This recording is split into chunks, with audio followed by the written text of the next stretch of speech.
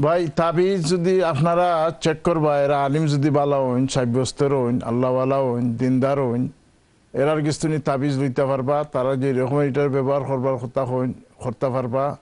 তারা অবশ্যই দলিল সহ করবা আর এটার মধ্যে আপনারা অতটুকু খেয়াল রাখবা যে এই ব্যবসায়ী নেই তাবিজ দা ব্যবসা করুননি না আল্লাহর বন্দা হতে সাহায্য করুন আমল আখলাক ঠিক আছে নি আর অতটুকুই আর কি এটা জায়েজ আছে তাবিজ ব্যবহার করা জায়েজ আছে তাবিজের পানি খাওয়াও জায়েজ আছে জি নেক্সট কোশ্চেন আছে কিতা খাতা কলম টুপি তাজেন না না কোরআনের আয়াত যদি কোনো কাগজের মাঝে থাকে এটা যদি নষ্ট হয়ে যায় কিন্তু এটারে কিতা করতে এটার ডাস্টবিনও ফালানি জায়েজ হইতো না এখন না এটার লগে আপনার বেয়াদবি হইব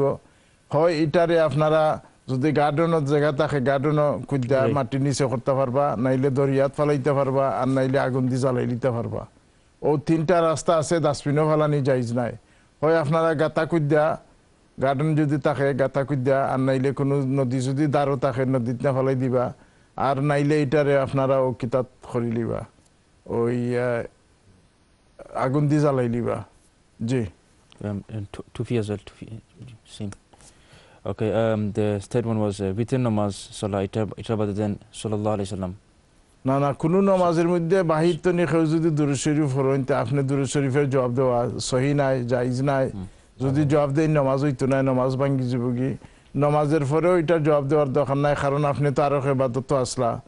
এর লাগে আপনি এই দুরূদ শরীফের জবাব দেওয়ার লাগতো না রাসূলুল্লাহ সাল্লাল্লাহু আলাইহি ওয়াসাল্লামের নাম লো হইছে বাহিরে